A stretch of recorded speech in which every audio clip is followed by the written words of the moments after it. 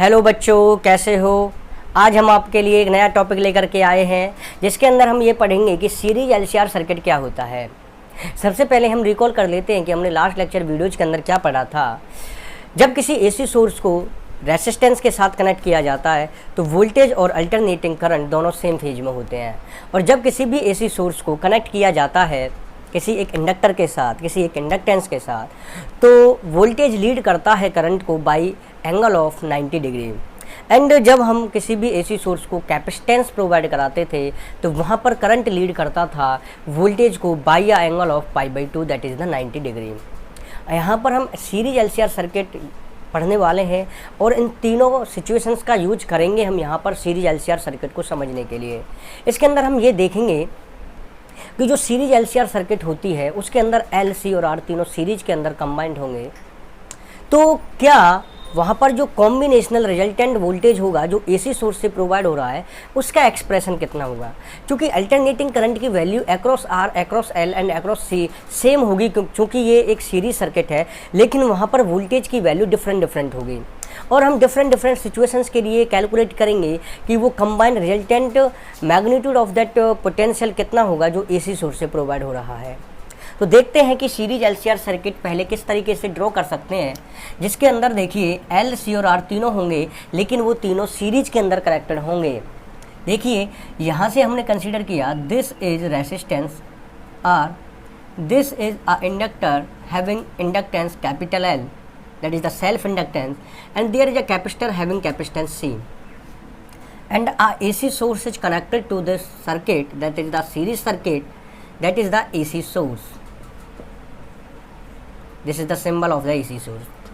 क्योंकि ये एक सीरीज सर्किट है इसलिए आर, एल और सी के अक्रॉस अल्टरनेटिंग करंट की वैल्यू सेम होगी। हमने यहाँ पर कंसीडर किया किसी इंस्टेंट ऑफ टाइम पर the direction of the alternating current is from A to B and having value I is equal to I not sine omega T.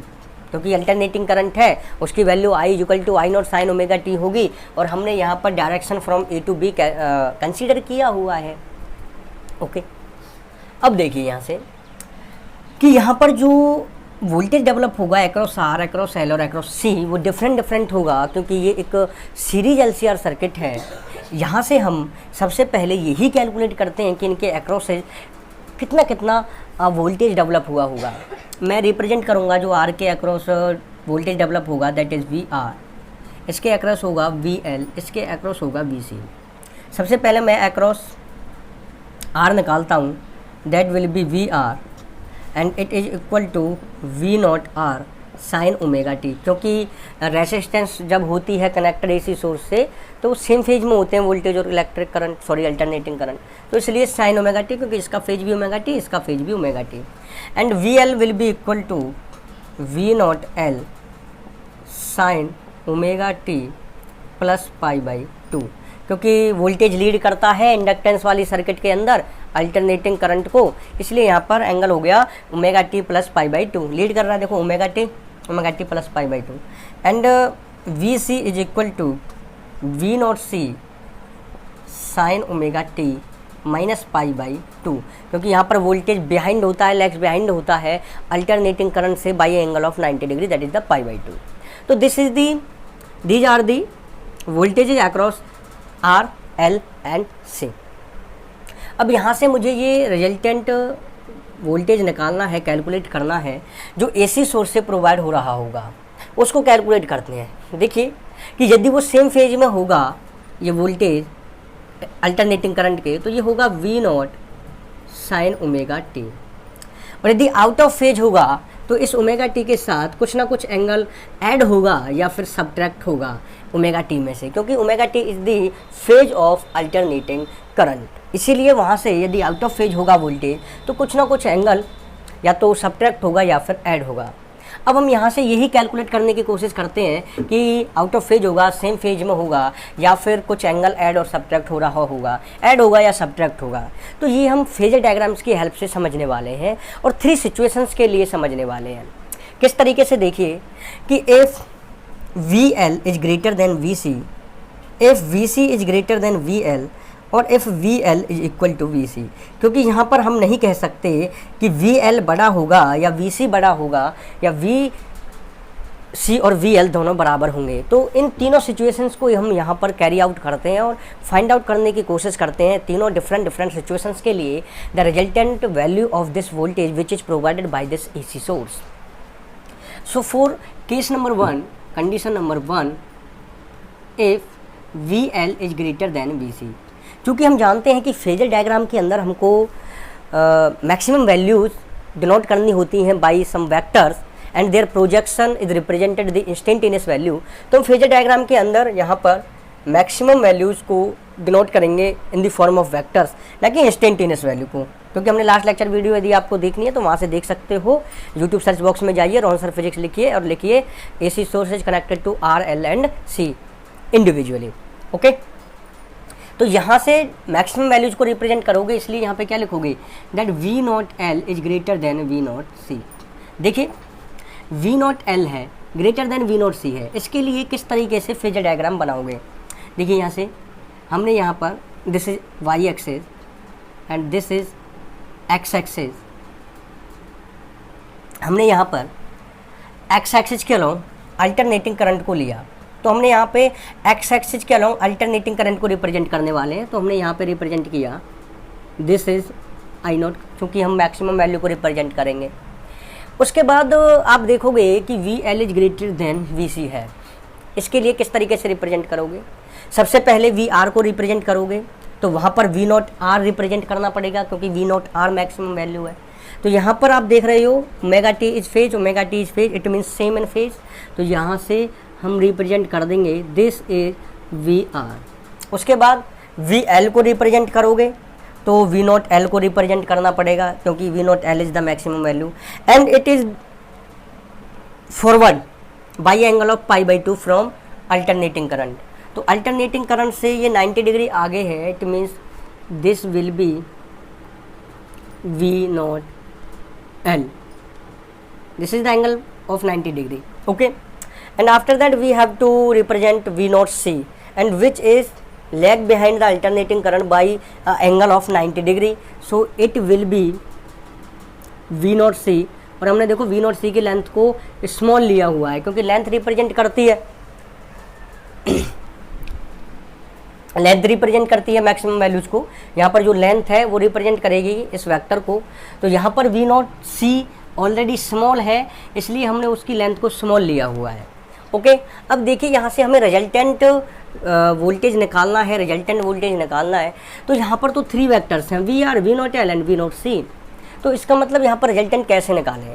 देखो resultant निकालते कैसे थे कि हमारे पास एक वेक्टर ये है, एक वेक्टर ये है, तो हमने यहाँ पर कोई एक वेक्टर लिया दैट इज 5 डिग्री एंगल बना रहा है इस वेक्टर के साथ, तो हम बोलते हैं कि this is the resultant vector, ये रिजल्टेंट वेक्टर है। तो यहाँ पर कितने वेक्टर्स हैं, 2 वेक्टर्स हैं। तो उसी तरीके से यहाँ पर भी कुछ ऐसा करेंगे कि हमारे पास 2 ही वेक्टर्स हों और उनको हम रिप्रेजेंट कर पाएँ। ओके, और हम रिजल्टेंट वोल्टेज निकाल पाएँ। तो हम यहाँ क्या करते हैं, देखिए ये वी नॉट एल है, वी नॉट एल को जैसे मैं मान लेता हूँ this will B 8 volt and मैं वी नॉट सी को मान लेता हूँ दिस इज़ 5 वोल्ट। तो यहाँ से V not L minus V not C आप निकाल सकते हो, that is equal to 8 - 5 that is equal to 3 volt and 3 volt is plus 3 volt. So it will be represent above the origin at the Y axis. So यहाँ पर हम represent कर सकते हैं इसको, और इस वी नॉट सी से ग्रेटर लेना पड़ेगा, इसको सॉरी स्मॉल लेना पड़ेगा। तो हमने यहाँ पर रिप्रेजेंट कर दिया that is V not L minus V not C. अब इसका रिजल्टेंट हम निकाल सकते हैं, क्योंकि हमारे पास एक वेक्टर ये है, एक वेक्टर ये है। हमने यहाँ पर पैरेललोग्राम को कंप्लीट करने की कोशिश की।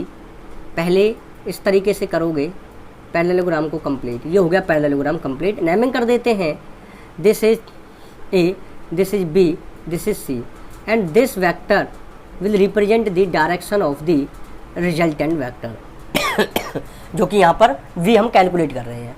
एंड ये एंगल बना रहा है angle of 5 degree with V R. Okay, and this is the, यहाँ से हम लिख देते हैं this is resultant maximum value, और उसको हम रिप्रेजेंट कर देते हैं with the help of V naught. Okay, अब देखिए कि जब हमने V not L is greater than V not C के लिए इस फेजर डायग्राम को रिप्रेजेंट किया है, तो करंट की डायरेक्शन ये है ओ ए, देखिए ओ ए इस तरीके से, ओके। अब रिजल्टेंट वोल्टेज जो रिप्रेजेंट हो रहा है वो अल्टरनेटिंग करंट से 5 डिग्री आगे है। इसका मतलब जब V not L greater than V not C, V L greater than V C होगा तो वहां पर वोल्टेज रिजल्टेंट आगे होगा अल्टरनेटिंग करंट से, और यहाँ पर कितना आगे है, दैट इज 5 डिग्री एंगल।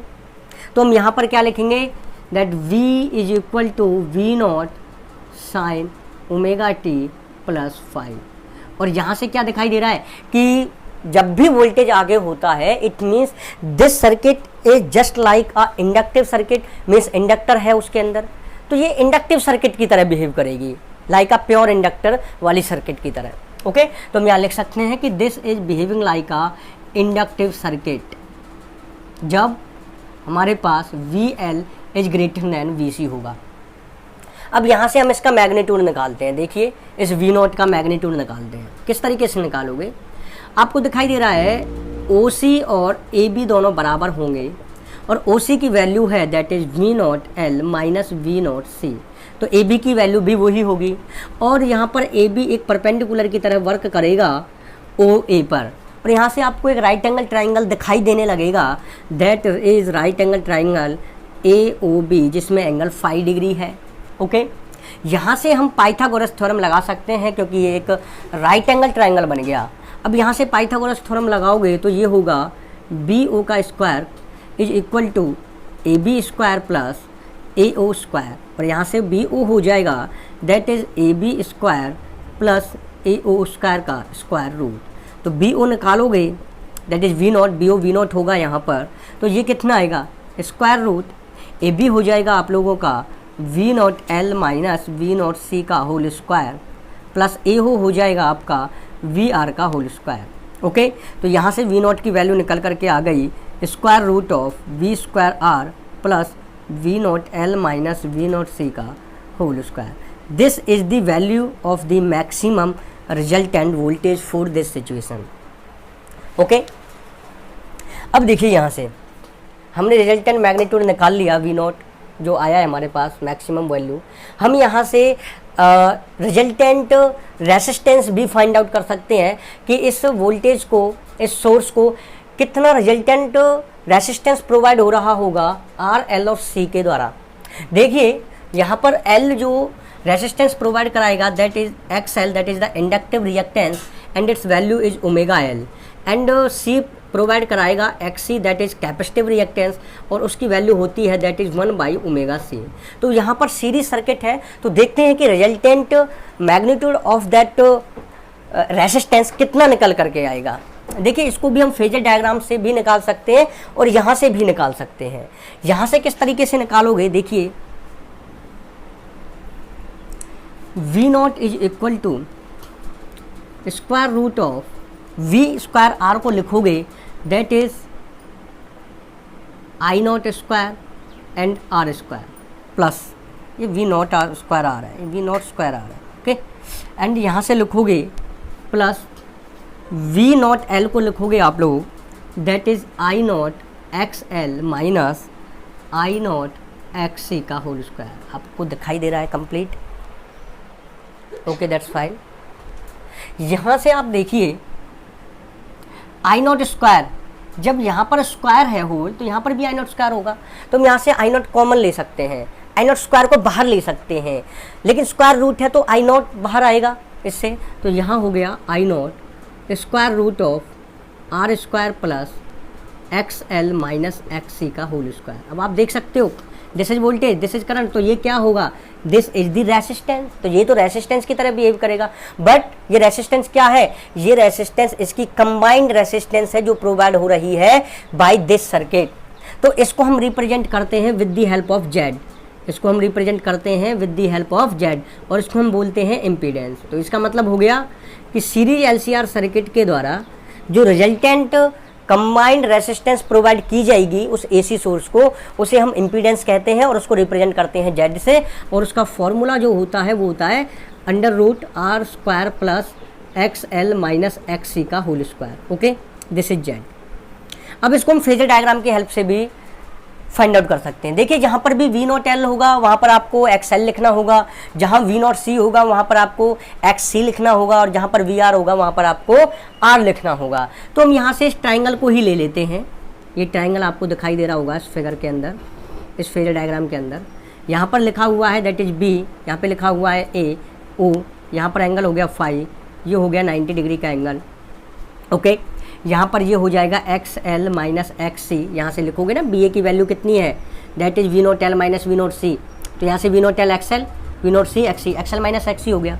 यहाँ पर ये क्या हो जाएगा, that is resultant resistance, that is Z impedance, और यहाँ से ये क्या हो जाएगा आर। तो यहाँ से फिर से जब आप इस पाइथागोरस थ्योरम की हेल्प से निकालोगे तो क्या होगा, देखिए यहाँ लिख लेते हैं हम, यहाँ लिख देते हैं O B square is equal to A B square plus A O square. यहाँ से कैलकुलेट किया, ए बी की वैल्यू हो गई X L minus X C का whole square plus A O की वैल्यू हो गई that is R square, O B है जेड, और स्क्वायर जब इधर लेकर के जाओगे that will be square root. तो यहाँ से भी रेसिस्टेंस हम कंबाइंड रिजल्टेंट रेसिस्टेंस कैलकुलेट कर सकते हैं, और हम इस ट्राइंगल को नाम देते हैं that is the impedance triangle, क्योंकि हम यहाँ से क्या फाइंड आउट कर रहे हैं, that is impedance means the resultant resistance provided by that series LCR circuit to that AC source।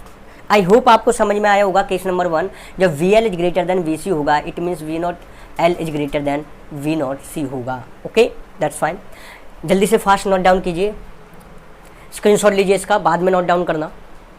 Okay, तो यहाँ से अब हम केस नंबर 2 करने वाले हैं कि केस नंबर 2 में किस तरीके से होगा, किस तरीके से V की वैल्यू होगी, और किस तरीके से ये वैल्यू होगी, और किस तरीके से जेड की वैल्यू होगी। तो हम यहाँ पर कैलकुलेट करते हैं for the case number 2, that is V C is greater than V L means V not C is greater than V not L. Okay,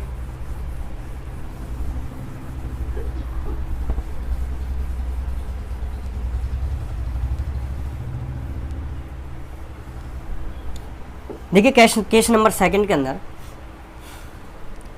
we not C is greater than V not L. मैं complete यहाँ पे derivation नहीं करूँगा, आपको बस समझाऊंगा किस तरीके से करना है, आप खुद से कर सकते हो। V not C is greater than V not L means V C is greater than V L. यहाँ पर देखो मैंने गलत लिखा हुआ है, ये वी एल है यहाँ पर। ओके, यहाँ से देखो फेजर डायग्राम उसी तरीके से बनाओगे जैसे पहले बनाया था।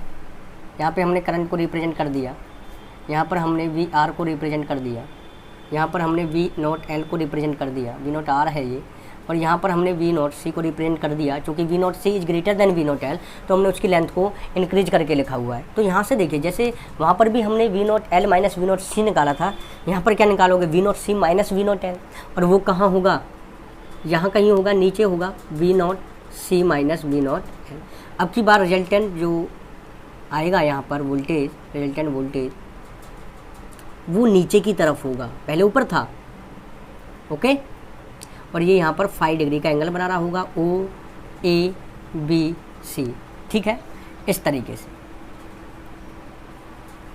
अब आप यहाँ से क्या देख रहे हो कि अल्टरनेटिंग करंट से रिजल्टेंट वोल्टेज पीछे है 5 डिग्री एंगल। तो यहाँ से क्या लिखोगे, V is equal to V not sine omega T minus 5। और वोल्टेज पीछे कब होता है करंट से, जब वो एक कैपेसिटिव सर्किट की तरह बिहेव करता है। It means this LCR circuit is behaving like a capacitive circuit. कब, जब V not C is greater than V not L होगा। Okay, this is capacitive circuit. जब यहाँ से आप वी नॉट की वैल्यू निकालोगे रिजल्टेंट, तो वो आएगा that is square root of V not R का square plus V not C minus V not L का स्क्वायर। ओके, वहाँ पे क्या था, we not L minus V not C का स्क्वायर, यहाँ पे क्या होगा, V not C minus V not L का स्क्वायर। जेड की वैल्यू वही रहेगी, that is square root R square plus X C minus X L का स्क्वायर। वहाँ पे क्या था, X L minus X C. Okay, क्योंकि यहाँ पर हमने वी नॉट सी को ग्रेटर लिया है वी नॉट एल से, तो उसकी वजह से जस्ट अपोजिट हो गया। लेकिन कोई फर्क नहीं पड़ा, क्योंकि यहाँ पर आप पहले वी नॉट एल में से वी नॉट सी को घटाओ या वी नॉट सी में से वी नॉट एल को घटाओ, उसका तो स्क्वायर है ना, कोई फर्क नहीं पड़ेगा रिजल्टेंट वैल्यू पर। ओके, तो यहाँ से हमने ये समझा। आगे देखिए, जैसे हमने उस इम्पीडेंस ट्राइंगल को देखा था, इस तरीके से इम्पीडेंस ट्राइंगल था। ए बी सी, यहाँ फाई एंगल था, यहाँ 90 डिग्री का एंगल था, यहाँ एक्स एल माइनस एक्स सी था लास्ट केस में, यहाँ पर जेड था, यहाँ पर आर था। अब यदि ये क्या था, ये हमारा यहाँ पर रिजल्टेंट वोल्टेज को रिप्रेजेंट कर रहा था, रिजल्टेंट वोल्टेज को रिप्रेजेंट कर रहा था ये एसी। तो यदि हम उसकी डायरेक्शन को फाइंड आउट करना चाहते हैं तो हम आसानी से कर सकते हैं। देखिए tan फाई से रिप्रेजेंट करते हैं डायरेक्शन को। तो यहाँ से क्या होगा, tan फाई, tan का मतलब क्या है, that is perpendicular over base. तो परपेंडिकुलर यहाँ पर क्या होगा, that is XL minus X C divide by base, that is R. तो यदि हमें गिवन है एक्सएल और एक्स सी और आर, तो हम आसानी से tan फाई कैलकुलेट कर सकते हैं। और यहाँ से फाई इक्वल टू क्या हो जाएगा, that is tan inverse XL minus X C divide by R. तो आप इस तरीके से आसानी से 5 डिग्री एंगल कैलकुलेट कर सकते हो। पता चल जाएगा 5 डिग्री का एंगल कितना है, और ये पता चल जाएगा 5 डिग्री का एंगल पता चलते ही कि जो रिजल्टेंट वैल्यू है वोल्टेज की, उसकी डायरेक्शन कहाँ है, वो कितना आगे या पीछे है अल्टरनेटिंग करंट से। ओके, आई थिंक आपको समझ में आएगा बहुत अच्छी तरीके से। अब केस नंबर 3 करते हैं। केस नंबर 3 देखिए, if V not C is equal to V not L means V L is equal to V C. अब देखिए वी, ये वोल्टेजेज जो हैं वो इक्वल हैं। अब हमें क्या पता होता है, V is equal to I R. अब आई तो हमारा फिक्स है, I not sine omega T है ना। तो इसका मतलब क्या है, जैसे जैसे आर बढ़ेगा ऐसे ऐसे वी भी बढ़ेगा, जैसे जैसे आर घटेगा ऐसे ऐसे वी भी घटने लगेगा। इसका मतलब V L greater than V is equal to V C का मतलब भी क्या होगा, X L is equal to X C, क्योंकि वी एल एल प्रोवाइड करा रहा होगा resistance X L, C provide करा रहा होगा रेसिस्टेंस एक्स सी। तो इसका मतलब ये दोनों भी आप बराबर होने वाले हैं। ओके, तो यहाँ से यदि दोनों बराबर हैं तो देखिए जेड की वैल्यू कितनी होगी, square root of R square plus X L minus X C का होल स्क्वायर। इसका मतलब क्या हुआ, X L minus X C का मतलब क्या है, इनका इफेक्ट 0 हो गया, एक दूसरे को कैंसिल आउट कर दिया क्योंकि दोनों बराबर है।